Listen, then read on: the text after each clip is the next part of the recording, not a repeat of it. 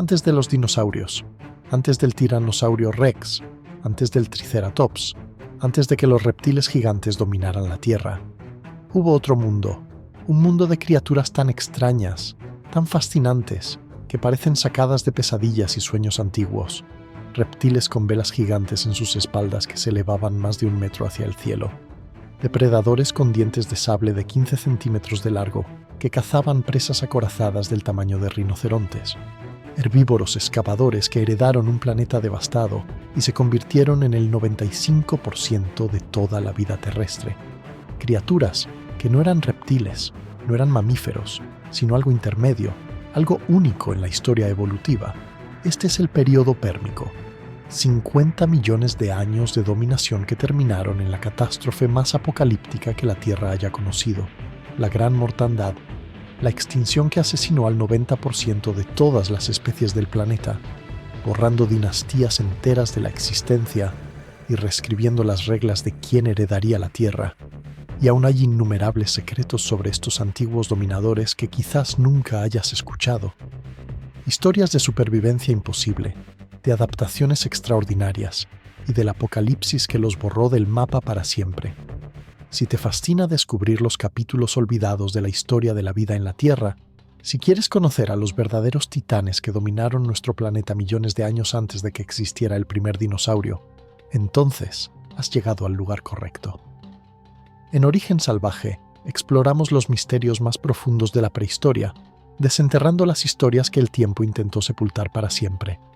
Imagina un planeta que no reconocerías, un mundo donde todos los continentes están fusionados en una sola masa colosal de tierra, rodeada por un océano global, un supercontinente tan vasto que su interior es un desierto abrasador, donde las temperaturas alcanzan extremos inimaginables. No hay polos cubiertos de hielo, no hay dinosaurios, no hay mamíferos. Este es Pangea, y dominándolo, caminan criaturas que la historia casi olvidó por completo. El período pérmico, hace 299 millones de años hasta hace 251 millones de años. 50 millones de años de evolución extraordinaria, una era que presenció el ascenso de los sinapsidos, un linaje de vertebrados terrestres que eventualmente daría origen a todos los mamíferos modernos, incluidos nosotros. Pero en el pérmico, estos sinapsidos no se parecían en nada a los mamíferos que conocemos hoy.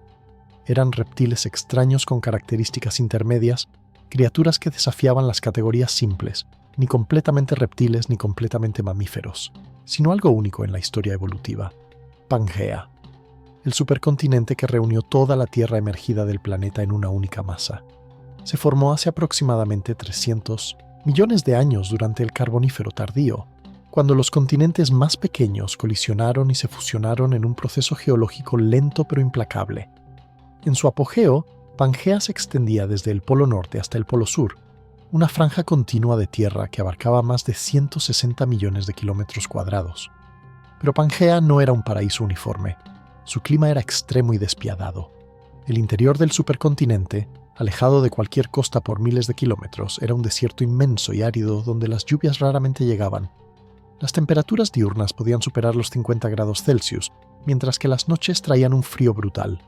Solo en las regiones costeras y en algunas zonas ecuatoriales existían bosques y humedales donde la vida prosperaba con mayor abundancia. Durante el Pérmico temprano, hace aproximadamente 290 millones de años, los pelicosaurios dominaban los ecosistemas terrestres. Estos eran los sinapsidos más primitivos, criaturas que aún retenían muchas características reptilianas, pero que ya mostraban innovaciones evolutivas cruciales. Y entre todos los pelicosaurios, ninguno es más icónico, más reconocible que Dimetrodon. Dimetrodon. Los paleontólogos lo llaman el falso dinosaurio, porque a pesar de su apariencia reptiliana, no era un dinosaurio en absoluto. Era un sinapsido, un miembro del linaje que eventualmente evolucionaría hacia los mamíferos. Y su característica más distintiva, la que lo ha convertido en una de las criaturas prehistóricas más famosas, era la vela gigante que se elevaba desde su espalda. Esta vela dorsal estaba formada por espinas neurales alargadas de las vértebras, cubiertas por piel, creando una estructura que podía alcanzar más de 1 metro de altura en los individuos más grandes. Los Dimetrodon adultos medían entre 3 y 4 metros de longitud desde el hocico hasta la punta de la cola, pesando aproximadamente 250 kilogramos. Para ponerlo en perspectiva, era del tamaño de un cocodrilo americano moderno, con mandíbulas igual de poderosas. Pero ¿para qué servía esa vela espectacular? Durante décadas, los científicos debatieron su función. La teoría más aceptada es la termorregulación. En las mañanas frías del Pérmico, Dimetrodon podría haber orientado su vela hacia el sol, calentando rápidamente la sangre que fluía a través de los vasos sanguíneos en la estructura. Esto le habría dado una ventaja crucial. Mientras que otros animales aún estaban lentos y torpes por el frío nocturno, Dimetrodon ya estaría activo, cazando con velocidad y eficiencia. Por la tarde, cuando el calor se volvía opresivo, la vela funcionaría en reversa, irradiando calor excedente al ambiente y enfriando al animal. Pero Dimetrodon no era solo una curiosidad termorreguladora, era el depredador supremo de su época. Su cráneo era grande y robusto, con mandíbulas poderosas repletas de dientes, diferenciados, una innovación evolutiva crucial. A diferencia de los reptiles más primitivos que tenían dientes uniformes, Dimetrodon poseía diferentes tipos de dientes para diferentes funciones. Dientes pequeños y afilados al frente para agarrar, caninos largos y curvos para perforar, y dientes traseros más robustos para desgarrar carne. Esta diferenciación dental, llamada heterodoncia, es una característica que eventualmente se perfeccionaría en los mamíferos. Dimetrodon cazaba herbívoros primitivos, otros pelicosaurios más pequeños, y probablemente también anfibios grandes que aún poblaban los humedales del Pérmico temprano.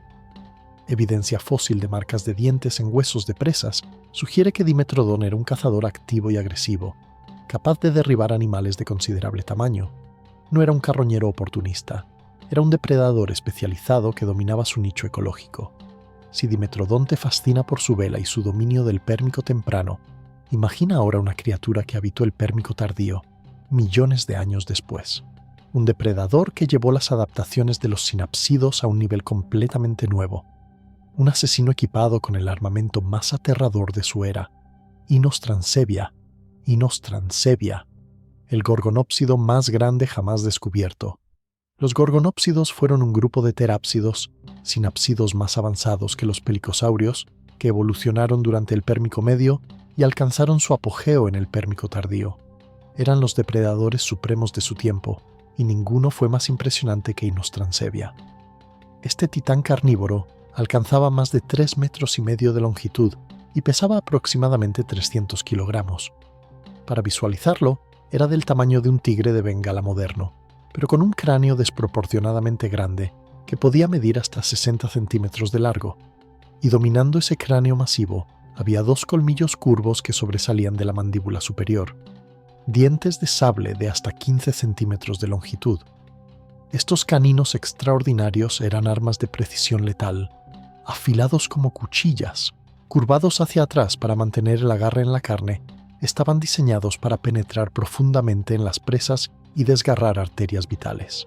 Inostrancevia los usaba para atacar el cuello de herbívoros grandes y acorazados, buscando las áreas más vulnerables, cortando vasos sanguíneos principales y causando una hemorragia masiva. La muerte llegaba rápida para las presas de Inostrancevia. Pero lo más extraordinario de Inostrancevia y otros gorgonópsidos no era solo su tamaño o sus armas, era su postura. A diferencia de los reptiles más primitivos que tenían patas extendidas hacia los lados, obligándolos a arrastrarse con un movimiento serpenteante, los gorgonópsidos habían desarrollado patas más erectas, posicionadas más directamente debajo del cuerpo. Esta postura mejorada les permitía moverse con mayor velocidad y eficiencia, gastar menos energía al caminar y probablemente correr en persecuciones cortas para capturar presas. Además, evidencia anatómica sugiere que los gorgonópsidos como Inostrancevia podrían haber sido endotérmicos, animales de sangre caliente capaces de mantener una temperatura corporal constante independientemente del ambiente. Marcas en los huesos del hocico indican la presencia de bigotes o vibrisas, estructuras sensoriales que solo tienen sentido en animales con pelo o al menos alguna forma de cobertura corporal. Esto significa que Inostrancevia probablemente estaba cubierto por algún tipo de pelaje primitivo, una característica sorprendentemente mamaliana para una criatura que vivió 252 millones de años antes de los primeros mamíferos verdaderos. y Nostransevia vivía en lo que hoy es el norte de Rusia, en regiones que durante el Pérmico tardío experimentaban inviernos fríos y veranos cálidos. Cazaba dicinodontes grandes, pareiasaurios acorazados y otros herbívoros que poblaban los bosques de coníferas y helechos del Pérmico terminal. Era el superdepredador absoluto, sin rivales naturales, el rey indiscutible de su ecosistema. ¿Atacaban los gorgonópsidos como Inostransevia a todo lo que encontraban? Probablemente no. Como los grandes felinos modernos, eran cazadores estratégicos que seleccionaban presas apropiadas para su tamaño y capacidades. Los juveniles y los animales enfermos o viejos habrían sido objetivos preferidos, pero con dientes de sable de 15 centímetros y mandíbulas capaces de ejercer fuerzas de mordida devastadoras, Inostransevia tenía la capacidad física de derribar prácticamente cualquier animal de su época si lo decidía. Ocultos en los mismos paisajes del Pérmico, herbívoros extraordinarios evolucionaban para sobrevivir a estos depredadores mortales. Scutosaurus, por ejemplo, era un pareiasaurio masivo que habitó Rusia durante el Pérmico tardío. Medía aproximadamente 3 metros de longitud y pesaba más de 1000 kilogramos, comparable a un rinoceronte moderno. Su cráneo era grande y ancho, con protuberancias óseas decorando su superficie, incluyendo un pequeño cuerno sobre el hocico y espinas en la parte trasera que formaban un collar defensivo. Pero la verdadera defensa de Scutosaurus estaba en su piel. Su espalda y flancos estaban cubiertos por osteodermos, placas óseas embebidas en la piel que funcionaban como armadura orgánica. Estas placas hacían extremadamente difícil para los depredadores penetrar a los órganos vitales. Incluso los dientes de sable de Inostransevia encontrarían resistencia contra esta armadura natural. Scutosaurus era un tanque viviente, lento pero virtualmente impenetrable. En América del Norte, mientras tanto, deambulaba una criatura aún más extraña, Cotylorhynchus. Este pelicosaurio herbívoro, que vivió durante el Pérmico temprano, ostenta el récord de ser el tetrápodo terrestre más grande de su tiempo. Medía aproximadamente 6 metros de longitud y pesaba cerca de 2 toneladas, comparable a un hipopótamo moderno o incluso a un pequeño elefante. Su cuerpo era extraordinariamente desproporcionado, un torso masivo en forma de barril, sostenido por patas cortas y robustas, rematado por una cabeza diminuta que parecía absurdamente pequeña para el tamaño del animal. Esta desproporción no era un defecto, sino una adaptación. El torso gigante albergaba un sistema digestivo extenso, necesario para procesar las enormes cantidades de vegetación fibrosa que Cotylorhynchus consumía diariamente.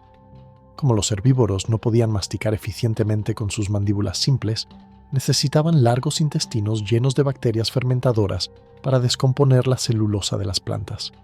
Cotylorhynchus probablemente no temía a ningún depredador. Su tamaño masivo lo protegía de la mayoría de los carnívoros de su época.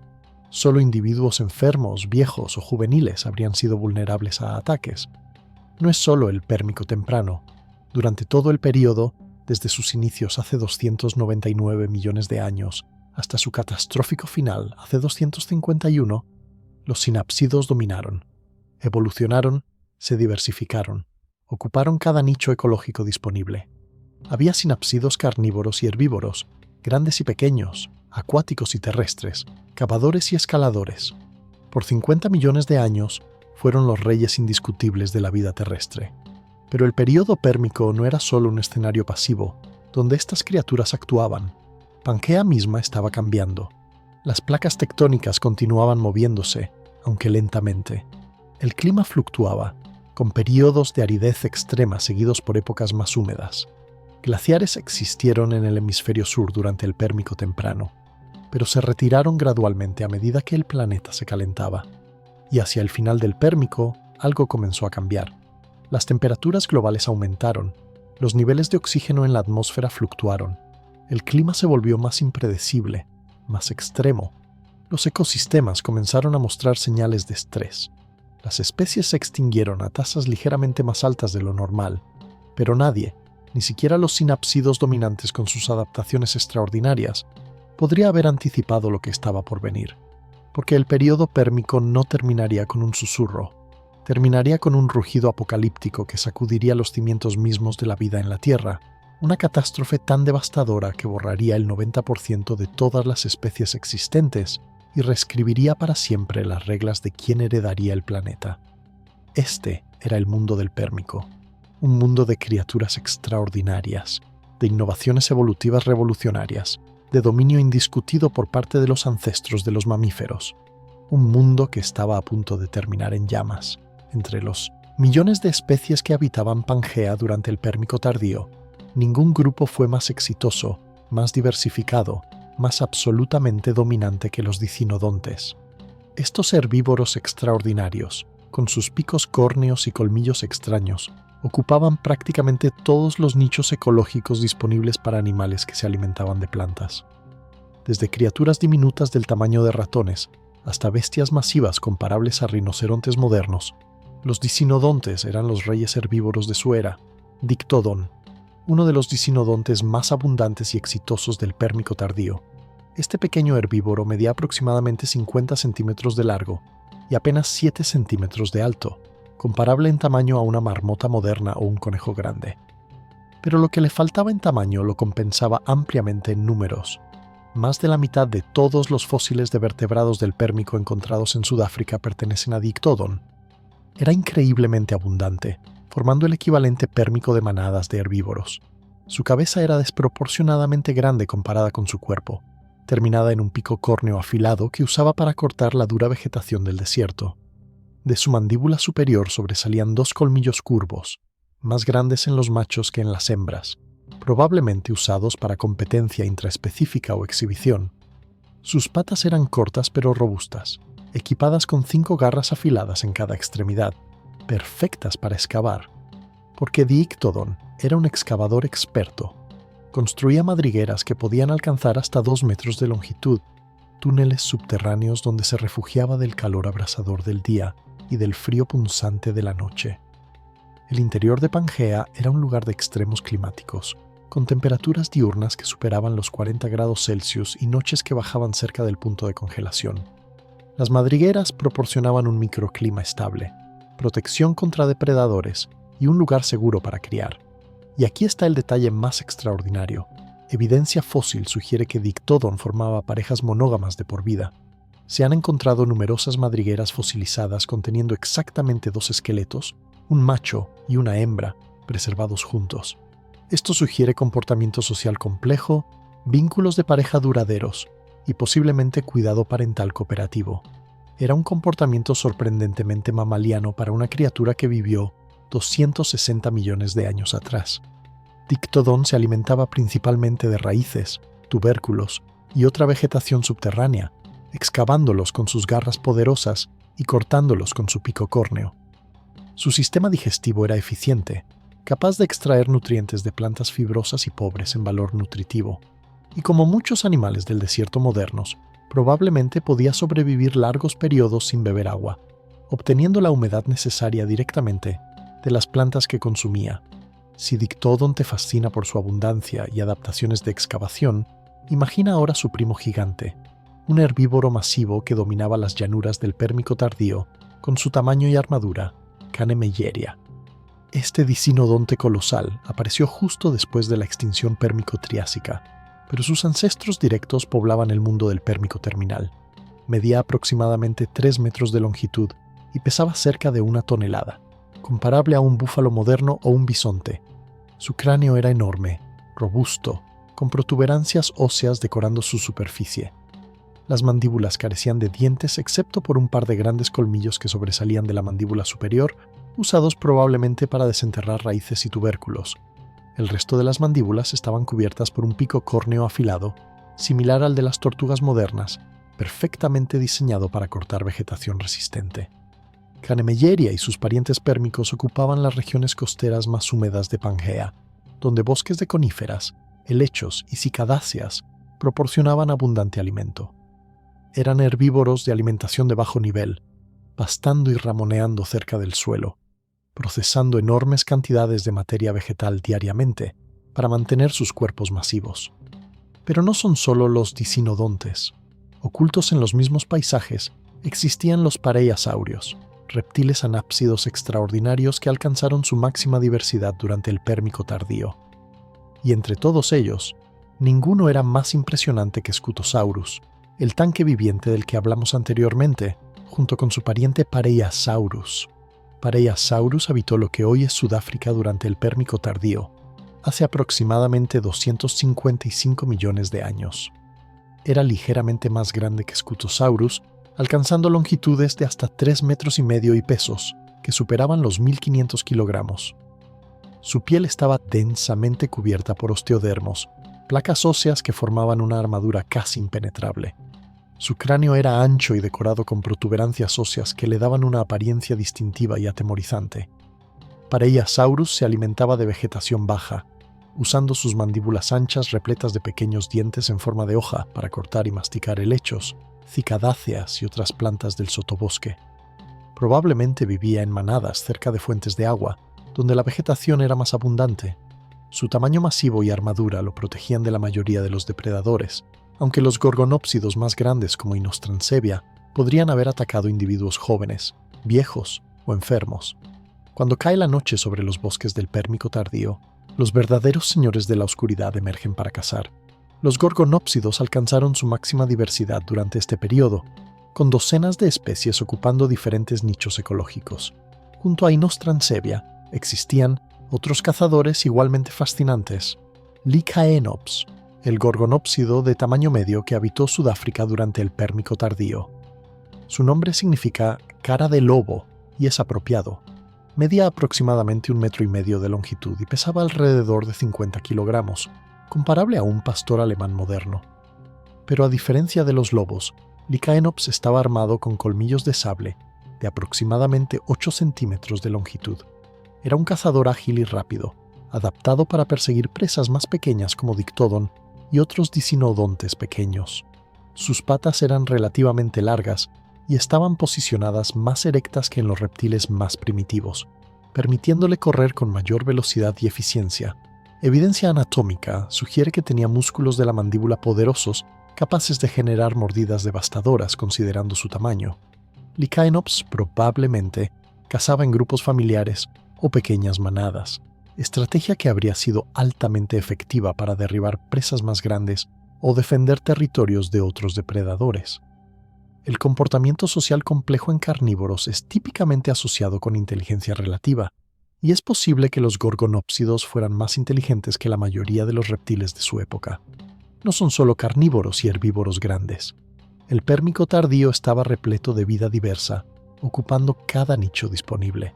Había insectívoros pequeños, omnívoros oportunistas, carroñeros especializados. Los cinodontes, el grupo que eventualmente daría origen a los mamíferos verdaderos, comenzaron a aparecer hacia el final del Pérmico. Procinosuchus, uno de los cinodontes más primitivos, que vivió durante el Pérmico tardío en Sudáfrica, Zambia y posiblemente otras regiones. Medía aproximadamente 60 centímetros de longitud y pesaba alrededor de 5 kilogramos, del tamaño de un gato doméstico pequeño. Tenía un cráneo alargado con dientes diferenciados, incluyendo caninos desarrollados, y probablemente se alimentaba de pequeños vertebrados, insectos y carroña.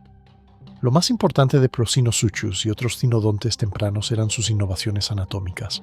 Tenían un paladar secundario parcialmente desarrollado, que permitía respirar mientras comían, una característica crucial para animales activos con altas demandas metabólicas.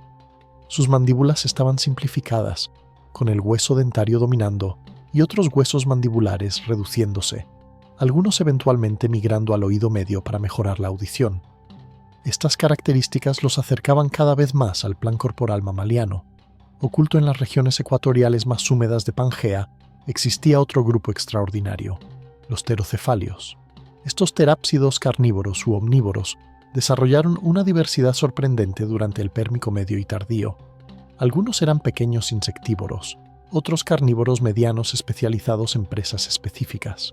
Moschorhinus, un pterocefalio del Pérmico tardío de Sudáfrica que medía aproximadamente 1,5 metros de longitud.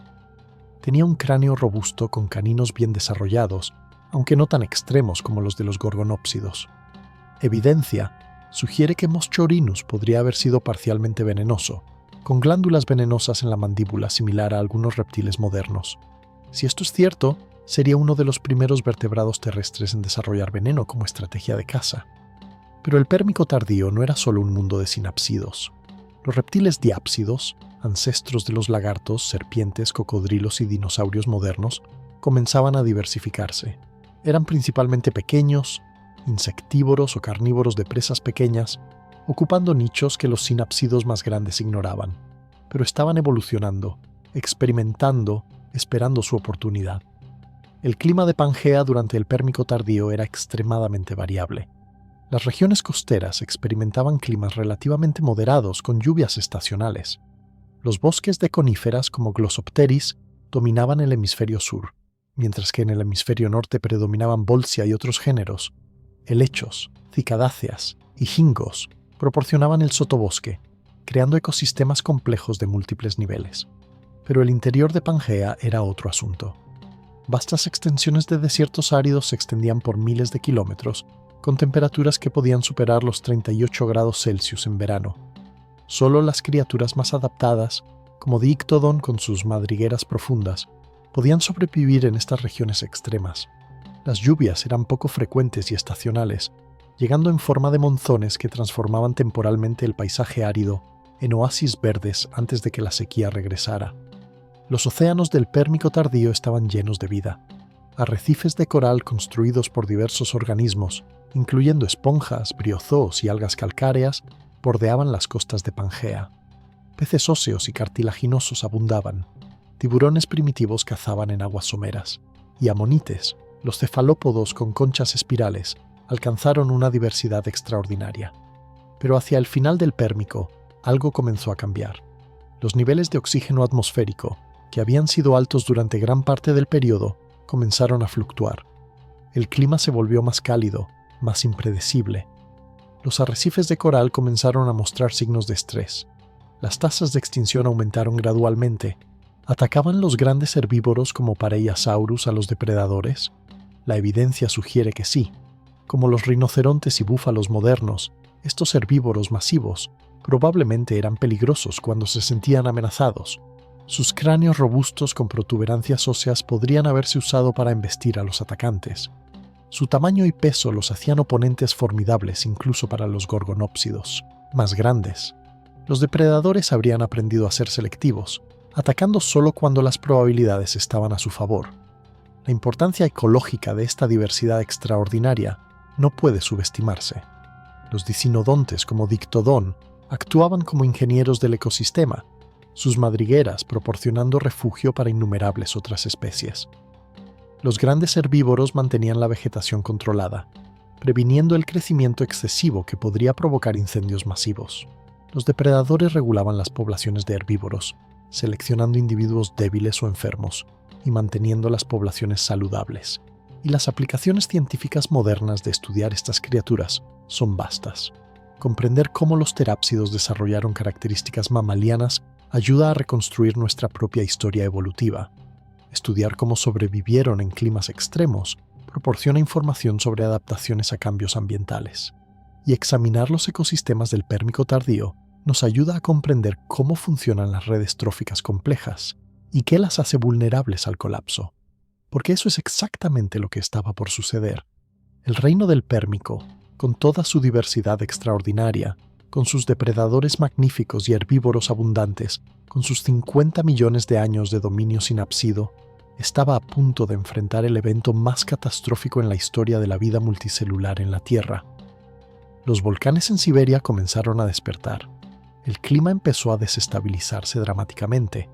Los niveles de oxígeno cayeron, y en el espacio de apenas decenas de miles de años, un parpadeo en el tiempo geológico, el 90% de todas las especies en la Tierra serían borradas de la existencia.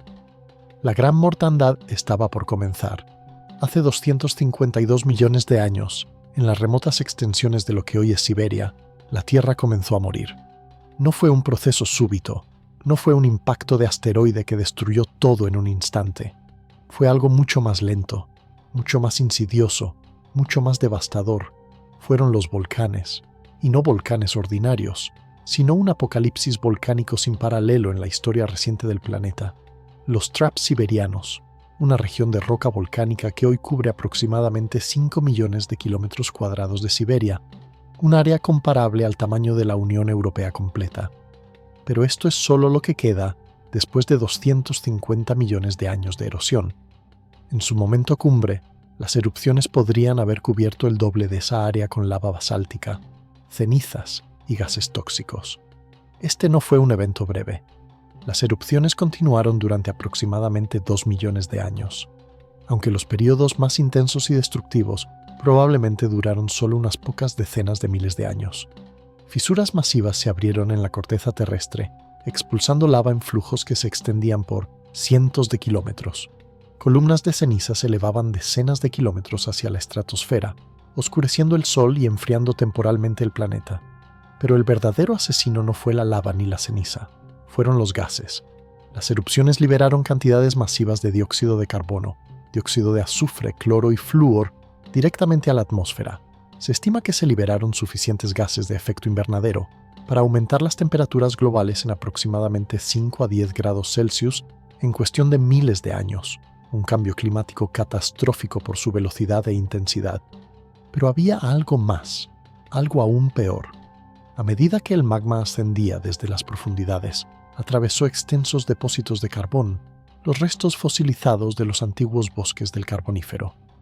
El magma sobrecalentado encendió estas capas de carbón, quemándolas en incendios subterráneos masivos que liberaron cantidades adicionales astronómicas de dióxido de carbono. Evidencia directa de este proceso fue descubierta en 2020, cuando científicos encontraron fragmentos de carbón y madera quemada incrustados en las rocas volcánicas de los Traps siberianos. El dióxido de carbono comenzó a acumularse en la atmósfera, atrapando calor, elevando las temperaturas globales más y más. Los océanos se calentaron, y cuando la temperatura del océano alcanzó un punto crítico, algo verdaderamente aterrador sucedió. Los hidratos de metano congelados en el fondo marino comenzaron a derretirse y liberar su contenido. El metano es un gas de efecto invernadero aproximadamente 25 veces más potente que el dióxido de carbono, y había billones de toneladas almacenadas en el fondo oceánico en forma de hielo de metano. A medida que los océanos se calentaban, este metano se liberaba en cantidades masivas, elevando las temperaturas otros 5 grados Celsius adicionales. El clima entró en un ciclo de retroalimentación positiva descontrolado. Más calor liberaba más metano, que causaba más calor, que liberaba más metano. Las temperaturas globales promedio aumentaron entre 10 y 15 grados Celsius, por encima de los niveles previos a la extinción. En las regiones ecuatoriales, las temperaturas diurnas regularmente superaban los 40 grados Celsius. Los océanos alcanzaron temperaturas superiores a los 40 grados Celsius en las capas superficiales. El agua tan caliente no puede retener oxígeno disuelto, y los niveles de oxígeno en los océanos colapsaron. Pero no era solo la falta de oxígeno. El dióxido de carbono y el dióxido de azufre en la atmósfera se disolvían en el agua de lluvia, creando lluvia ácida que caía sobre la tierra y el mar. Los océanos se acidificaron dramáticamente, disolviendo las conchas de carbonato de calcio de innumerables organismos marinos. Los arrecifes de coral colapsaron. Los organismos con conchas, desde pequeños foraminíferos hasta grandes amonites, murieron en masa. En tierra firme, la situación era igual de catastrófica. La lluvia ácida mató los bosques. Las temperaturas extremas hicieron inhabitables vastas regiones del planeta. Los niveles de oxígeno atmosférico cayeron dramáticamente, posiblemente hasta un 10 o 12% comparado con el 21% actual. Respirar se volvió difícil para animales grandes.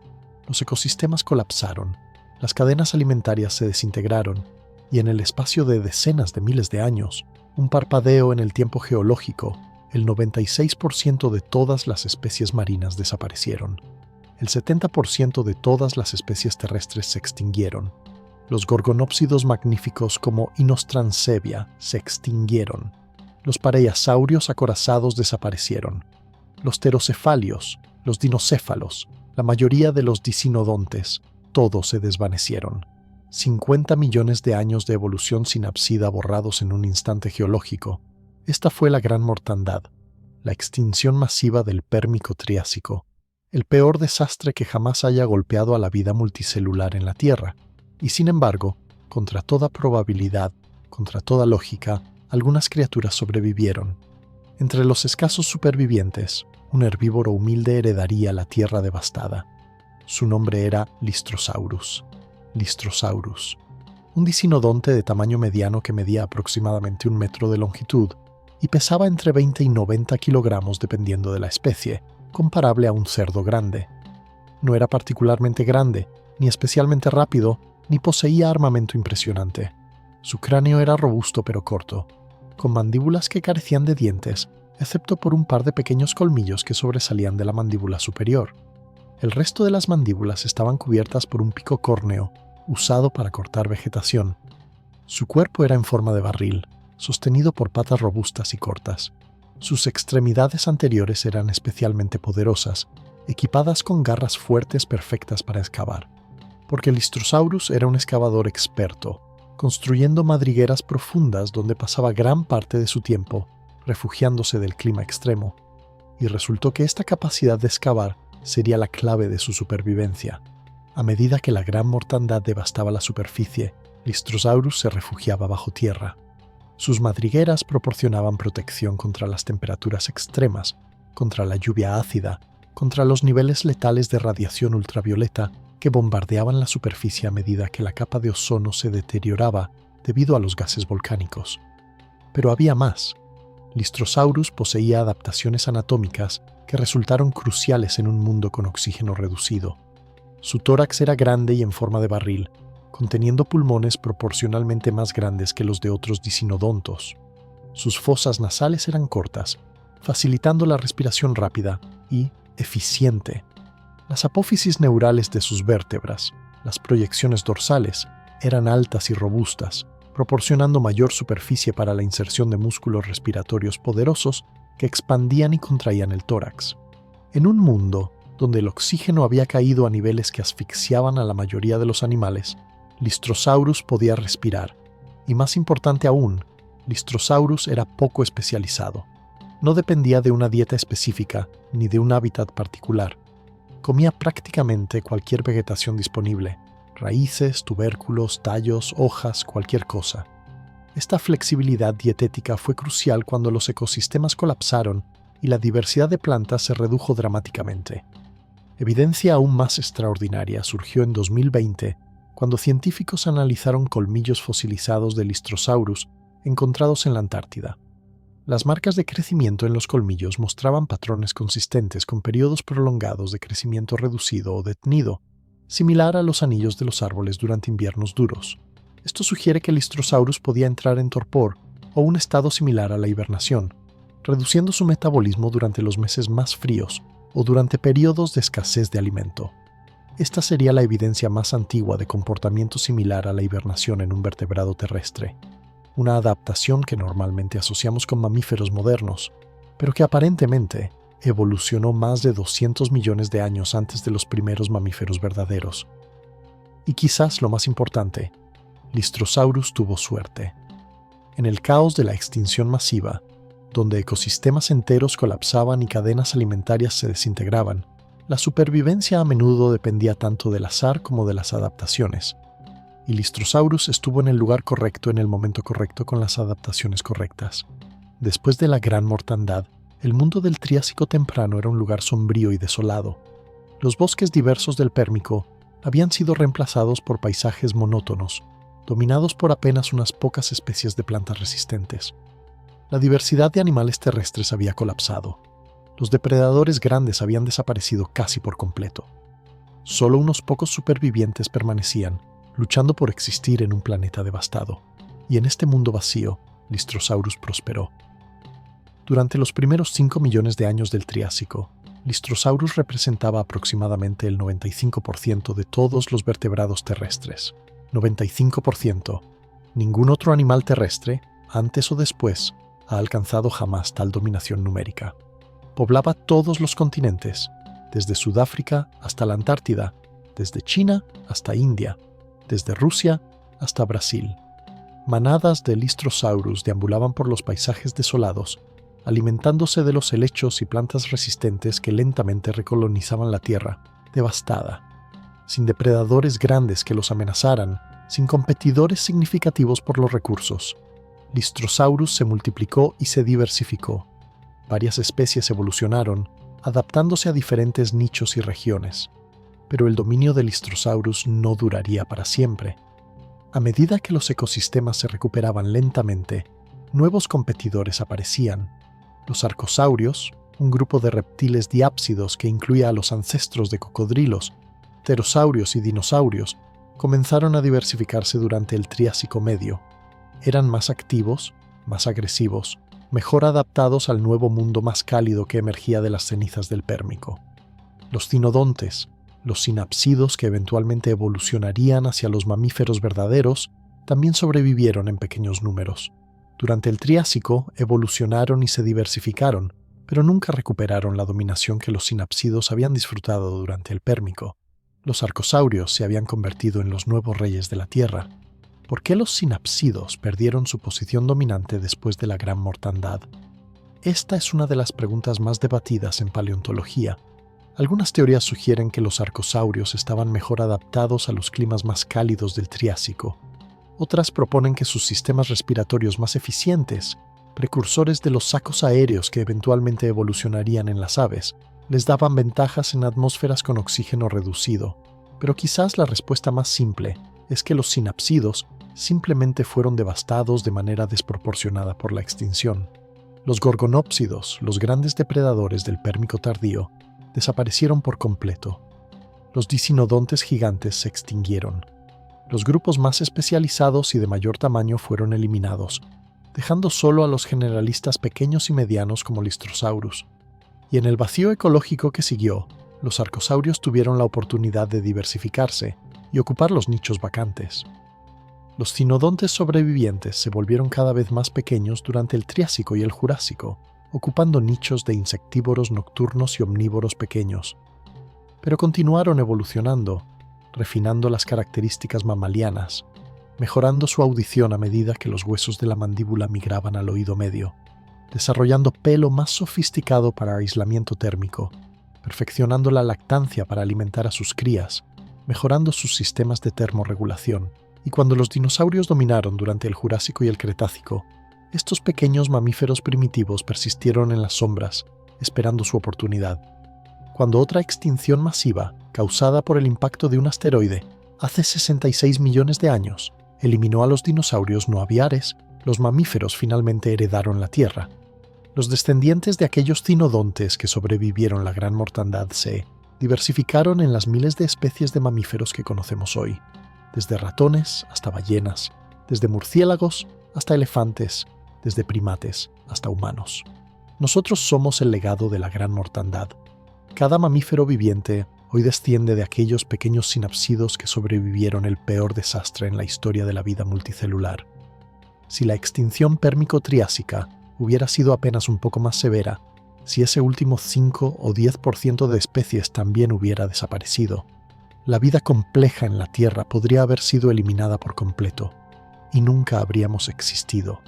El período pérmico, desde sus titanes olvidados como Dimetrodon e Inostrancevia, hasta su catastrófico final, desde su diversidad extraordinaria hasta su colapso total, nos muestra algo fundamental sobre la naturaleza de la vida en la Tierra. Los ecosistemas, por complejos y diversos que sean, son frágiles. Las especies dominantes, por exitosas que parezcan, pueden ser borradas de la existencia en parpadeos geológicos, y la supervivencia a menudo depende tanto de la adaptabilidad y la suerte como de la fuerza o el tamaño. Y cuanto más estudiamos la Gran Mortandad y el mundo del Pérmico que la precedió, más nos damos cuenta de paralelos inquietantes con nuestro presente.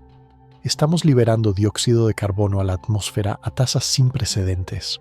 Las temperaturas globales están aumentando, los océanos se están calentando y acidificando.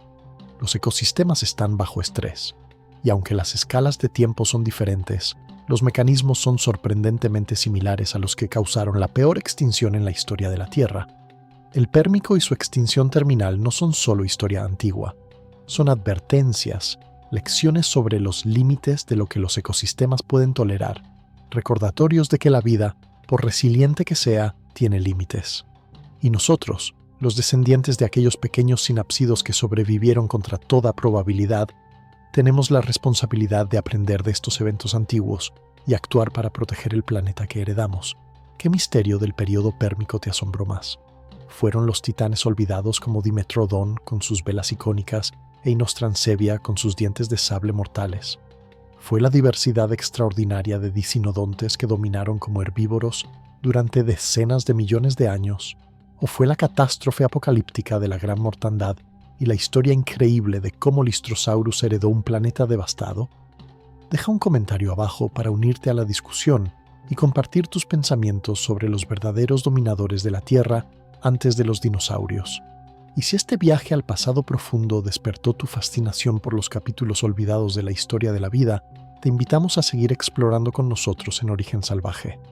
No olvides darle like a este video, suscribirte al canal y activar las notificaciones para seguir descubriendo los misterios más extraordinarios de la prehistoria. Porque las historias más fascinantes no son siempre las de los dinosaurios famosos, sino las de las criaturas extraordinarias que dominaron la Tierra millones de años antes, y cuyo legado evolutivo continúa viviendo en cada mamífero que respira hoy, incluidos nosotros.